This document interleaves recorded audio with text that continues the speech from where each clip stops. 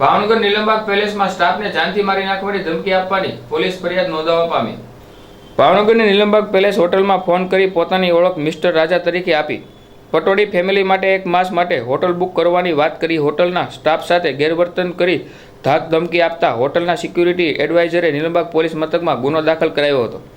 બનાવની જાણવા મળતી વિગત અનુસાર ભાવનગર શહેરના નીલમબાગ પેલેસ હોટલમાં સિક્યુરિટી એડવાઇઝર તરીકે ફરજ બજાવતા અને શહેરના કાળિયાબીડ વિસ્તારમાં આવેલા ભગવતી સર્કલ કૈલાસધામ સોસાયટીમાં રહેતા વિકાસભાઈ વિક્રમભાઈ ઇજવાએ નીલમબાગ પોલીસ મથકમાં ભાર્ગવ ચૌહાણ રહે ભાવનગર નામના શખ્સ સામે ફરિયાદ નોંધાવી હતી કે ગત તારીખ 30ના રોજ બપોરના 31 કલાકના અરસામાં નીલમબાગ પેલેસ હોટલના રિસેપ્શનના લેન્ડલાઇન ફોન ઉપર ફોન કરી ફરજ પર રહેલા જલ્પાબેન પડાયા સાથે હિન્દી ભાષામાં વાત કરી મિસ્ટર રાજા તરીકેની પોતાની ઓળખ આપી હતી। નીલમબાગ પેલેસ હોટલ પૂરો 1 માસ માટે પહોળી ફેમિલી માટે બુક કરાવો છે તેમ કહ્યું હતું, જેથી જલ્પાબેને વધુ પૂછપરછ કરતા તેઓ સાથે ઉદ્રપૂર્વક વર્તન કરતા તેને ખોટા ફોન કરી કરવાનું કહેતા શખ્સે ગેરવર્તન કરી હેરાન પરેશાન કરી પોતાની ઓળખ ભાર્ગવ ચૌહાણ તરીકે આપી